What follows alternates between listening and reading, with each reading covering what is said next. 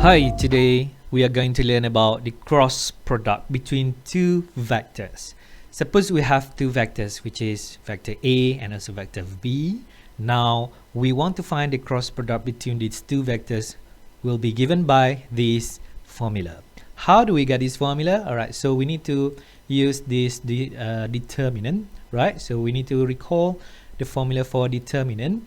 For for this determinant, we can find by finding the AD minus BC. All right, but for this one, to find the what do we call the cross product between A and B, firstly what we need to do is to arrange all components of A horizontally, and then for the second component, which is B, so we arrange the components of B, right? And I, J, K will be the in the uppermost layer.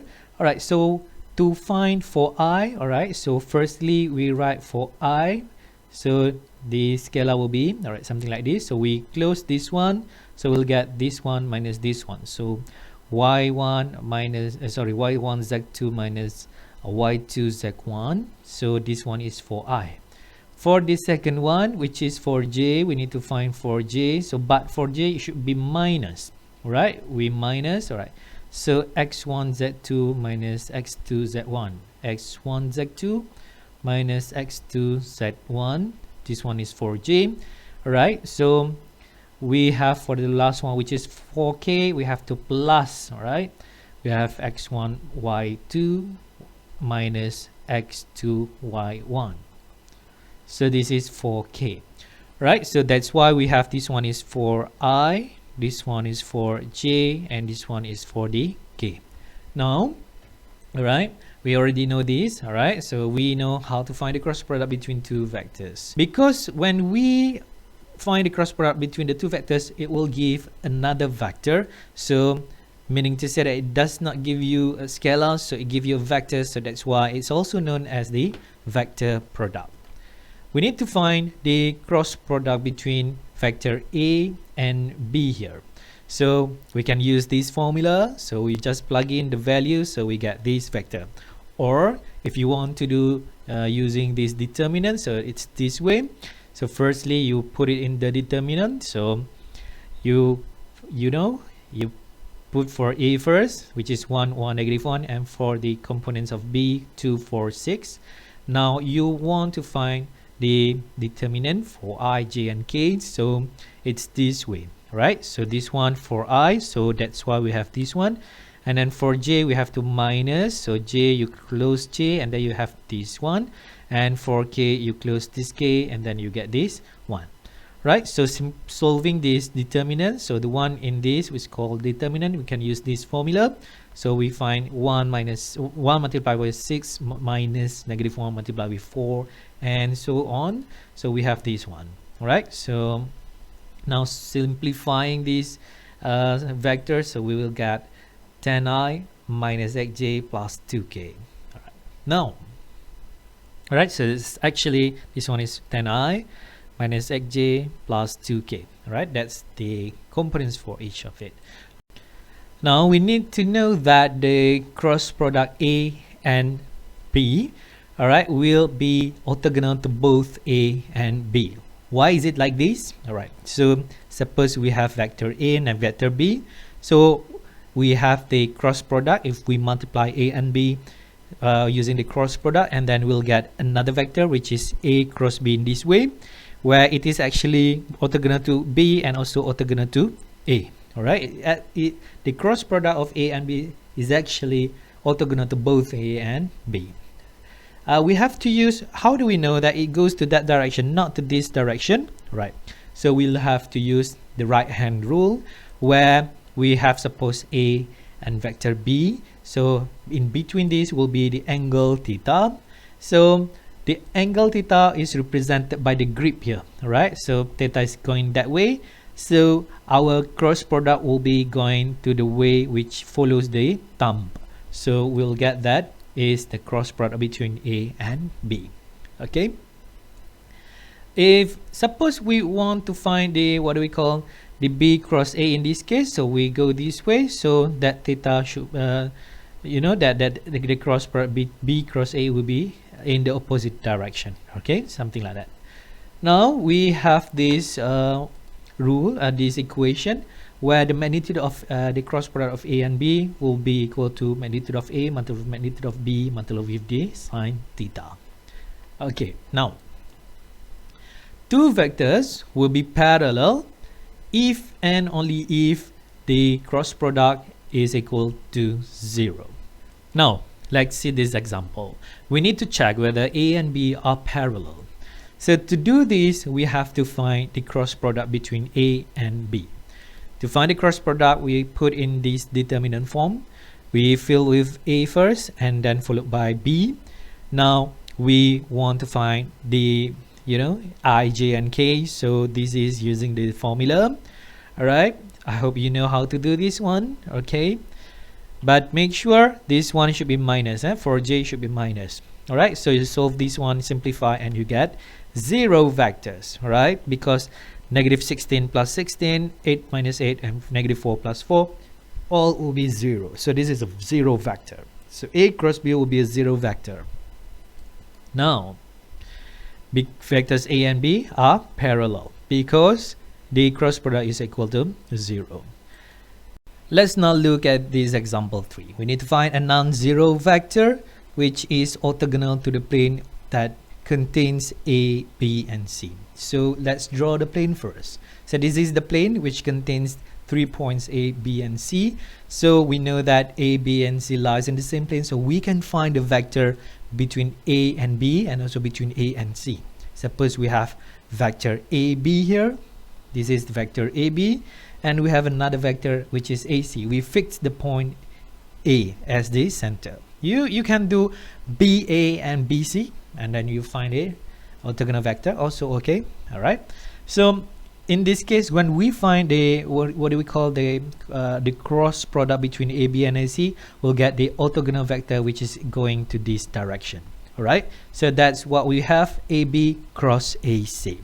So in this case, to find this vector, which is what we want, which is the non-zero vector orthogonal to the plane, so we have to find AB and we have to find AC, and finally we get the AB cross AC. So firstly we find AB, which is given by this formula. Alright, so I hope you still remember how to find AB. So you just need to consider points A and B.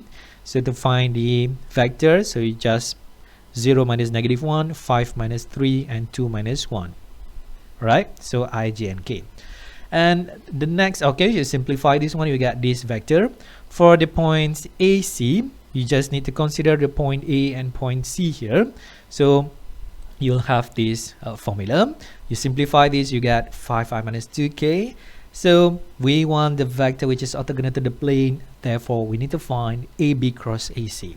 We already have AB and AC, so we find the cross product between these two vectors. So to find the cross product between the two vectors, we'll have to write in this determinant form so that it's easy. So this one is AB and this one is AC.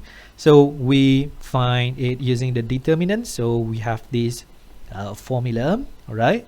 So now you simplify to be negative 2I 2j plus 7j minus 10k. All right. So this is the orthogonal vector to the plane that passes the 3 points. Now we can further find the area of the triangle with the verticals A, B, and C. So vertices A, B, and C. We can find this area actually. So to find the area actually given by the formula, half of the magnitude of this cross vector, the cross product. So we find the magnitude of this part and then we half of it, we get the area of the triangle. Now you just plug it into the formula. So we need to find the magnitude of this one. So we find using this equation, this formula. Now we get this is the answer for the area. But how do I know that the area is given by that formula? Alright, let's consider this area for parallelogram. Suppose we have vector A and B, and we consider this parallelogram. So we know that this is also vector which is parallel to B and which is also parallel to A. All right, something like that. Now, so the area of the parallelogram, area of this parallelogram is given by this equation where it is the magnitude of the cross product.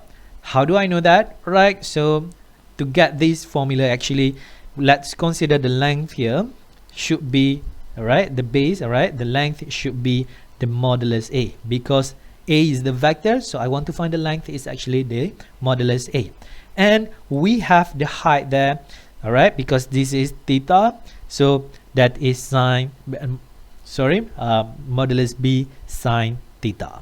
All right, we have this is the base and this is the height, so we multiply modulus A and modulus B sine theta, we will get this formula. So this is actually this, you know, because we have the modulus of A cross B is equal to modulus of A modulus of B sine theta, right? That's why we can write this form. So this is actually the modulus of the A cross B. To find the area of the triangle, it's actually the half of the parallelogram. So we know the area of the parallelogram, we half of it, therefore this is the area of the triangle.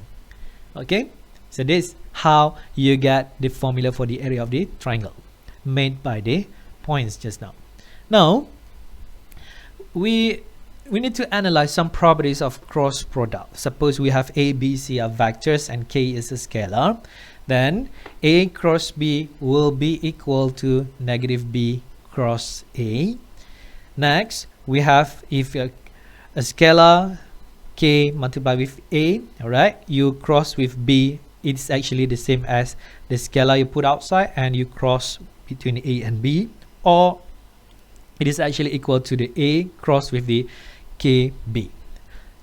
Next we have that A cross of B plus C, meaning to say that we find the cross product of A and B plus with the cross product of A and C, so we have this formula.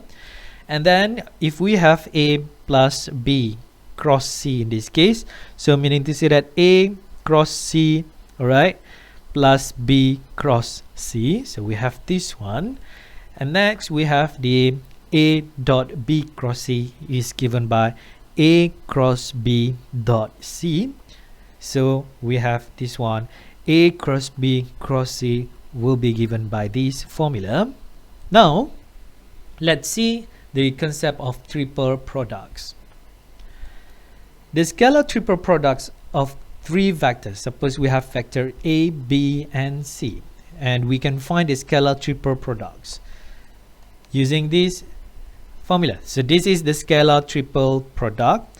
So to find the scalar triple product, you just put in A, the components of A, the components of B and the components of C, and then when you find, because this is actually the dot, all right, the dot product, so you can find the scalar triple product, you'll get a scalar. All right, so how do I get this formula? Okay, you start with, all right, suppose I want to write for x1, so I write for x1, I close all these x1, so I have y2z3 minus, all right, something like this. Okay, I have this one. All right, I'll show you one by one. We have this one. Now for the second one we have minus y1, so this is y1, we close this line, so we'll have this determinant, and the last one, which is z1, you circle this one, so you make the line there and you get this determinant. So solving this determinant is easy, right? So you just need to find this, multiply with that, and then you minus. All right, so this is what we have. So this is the formula for these scalar triple products of three vectors here. Now we want to see for the parallelepiped, right? So when we have a parallelogram with the height, so we can get the volume of the parallelepiped. So the volume of the parallelepiped is given by this formula, right, which uses the concept of scalar triple product just now. So how do I know that the formula is given by this? All right, let's consider this one. So this is the shape of the parallelepiped, right? Okay. Now, first consider the vector B and C first, all right? And we want to find the area of the base, right? Because this is the base. We assume that it is the base and this is the height of that parallelepiped. So base multiplied with height, we get the volume. So we find the base, which is given by this area. So this area is given by the modulus of B cross C, right? There's the area for the base. Now we want to find the height. How do I find this height, right? So let's consider the vector A there, and we know the vertical axis here, and the angle that is made by the vector with the vertical axis there is actually theta. So we have the height, which is given by modulus A cos theta. All right, modulus A cos theta is here. So now we already have the area of the base, we have the height, therefore we can multiply them to get the volume of the parallelepiped. So the base is given by this formula and height is given by this, so you just plug in into this and then you get this formula.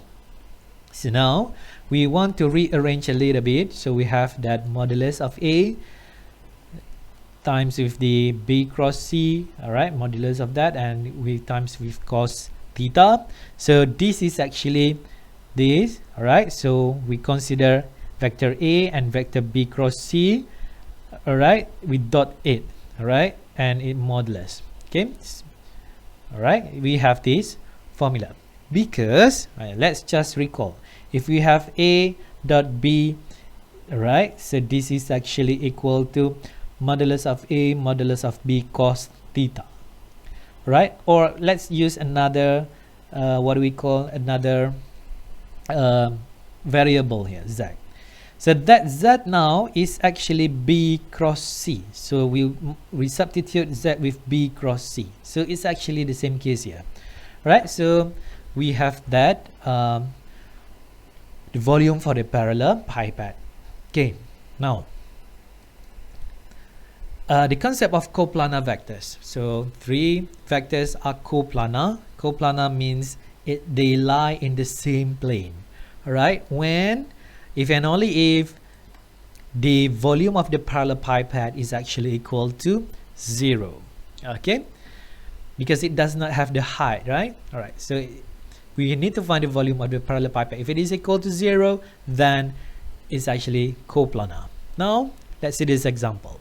We need to show these three vectors are coplanar, meaning to say that we have to show this formula, which is this equation, which is equal to 0.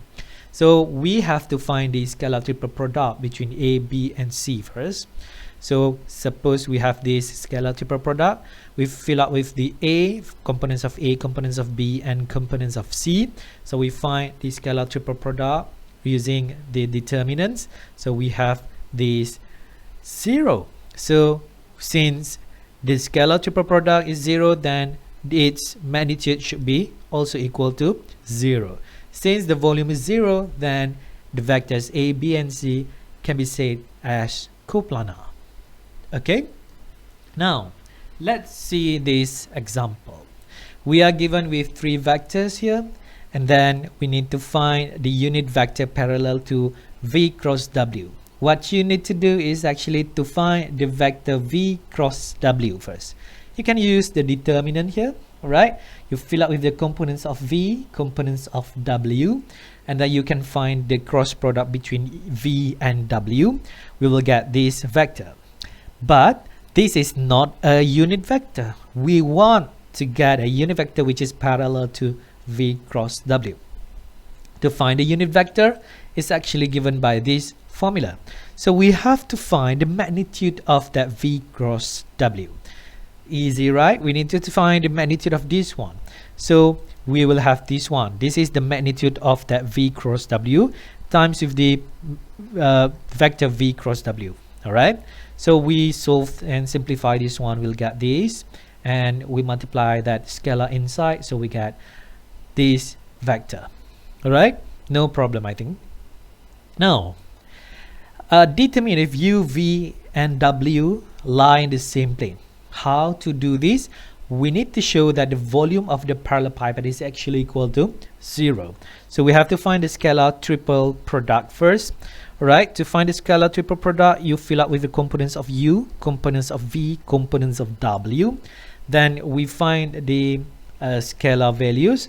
When we find the scalar value, we get it is actually negative 62. But to show the volume, it should be a positive number, so we have to take the magnitude of this scalar, all right, which is the modulus of the scalar. So we have this 62. Since the volume is not equal to 0, then we cannot say that they lie in the same plane, right? So they do not lie in the same plane. Okay, using the same example, we need to find the volume of the parallelepiped with the adjacent sides determined by U, V, and W. Alright, what's meant by this U, V, and W means that you have vector U, you have vector V, and you have vector W. That's what we mean by adjacent sides, U, V, and W. Alright, suppose we have this, okay, something like this. Okay, this is the parallelepiped. Alright, now to do this, right, we already find the scalar triple product from the previous question, right? So this is the scalar triple product. So to find the volume is easy, you just need to take the modulus of this value. All right, so you get 62 units cubed. All right, now we will find the vector component of U along V. You just need to consider the vector V and also vector U. So this is actually given by this formula. Component of U along V is actually the U dot with V divided by the magnitude of V. So find the dot product between U and V and find the magnitude of V. So this is the dot product between U and V, and this is the magnitude of what do we call V. All right, so it's very easy. The dot product, when we dot between two vectors, you just need to find 1 multiplied with 3 plus 4 multiplied with negative 2, negative 4 multiplied with negative 5. So there's something like that. So that one, you just need to find the square of these three components. You add them and find its square root. So you get this value as 15 over square root 38. All right, so this is the component of U along V. Okay, now let's see this example. This is actually like a revision for you. We are given with three vectors here. Find a vector which is orthogonal to both A and B. So to find the vector which is orthogonal to both A and B, we need to find the cross product between A and B. All right, so because we know that this is vector A and this is vector B, so the cross product between these two vectors will be the orthogonal to both of them. All right, now to find the cross product, you just need to plug it into this. So this is the components for A and this is component for B. So we have this equation. Now we simplify, you get this is the vector which is A cross B. Bear in mind that A cross B will be a vector, not a scalar. Now suppose we need to find a unit vector in the direction of A dot B, right? C. A dot B will give you a scalar multiplied with the vector C. That's what it means. So we have to find the dot product between A and B. So this is the dot product between A and B. So you just need to multiply the inner components. So we have 6 as the scalar. So 6C, that's what it means. So we have to find the A dot B C. So since A dot B is actually 6, you just need to multiply with C, vector C, you get this is the vector. All right, so this is the vector which is in direction of A dot B C, but we want to find the unit vector. Since this is not unit vector, you have to find the formula for the unit vector, which is given by this, meaning to say that you just need to find the magnitude. All right, find its magnitude. So the magnitude is given by this formula. All right, and then you multiply with that vector itself. Okay, and then you simplify this one, you get this, and you have this one. So simplifying again, you get this as the final answer. So this is the unit vector in the direction of A dot B C. Okay, Let's look at the last example here. Suppose we have three vectors, all right? Find the acute angle between C and B. So this is vector B and vector C. So to find the angle between the vector, we can use the concept of the dot product, right? So at A dot B is actually given by modulus of A, modulus of B, cos theta. So modulus of A, modulus of B, cos theta, we have, all right, because we want to find the angle theta, so we just need to use the cos theta as the subject. So cos theta A dot B over modulus of A, modulus of B. So now we want to find the angle between C and B, so we just need to substitute C and B here, and modulus of C, modulus of B. Find the dot product is easy. You just need to find the inner product of the components, right? All right, so negative K. All right, so you have this one. This is the formula. So you just substitute, and then this one is the magnitude of C, and this one is magnitude for B. And now we have this equation. Simplify this one, we'll get this is the answer. But this is cos theta. You want to find the angle theta. So the angle theta, which is given by the cosine inverse, so you get this 56.79 degrees for the acute angle. Now find the vector projection of A onto B minus C. So B minus C we don't have, so we have to find the B minus C first. So B minus C is given by these. So you have this one. Next, you need to find the projection of A onto this vector. So how to do that? So we need to find the projection of A onto B minus C, so which is given by this formula. So this is the B minus C. Dot with the A, this is the vector A. This one is the magnitude square of the B minus C, and multiply with the B minus C. Okay, now we have this, and we simplify, and we multiply the scalar inside. You get this is the final answer for the vector projection of A onto B minus C. That's it. Don't forget to do a lot of exercises. Good luck. Thank you for watching.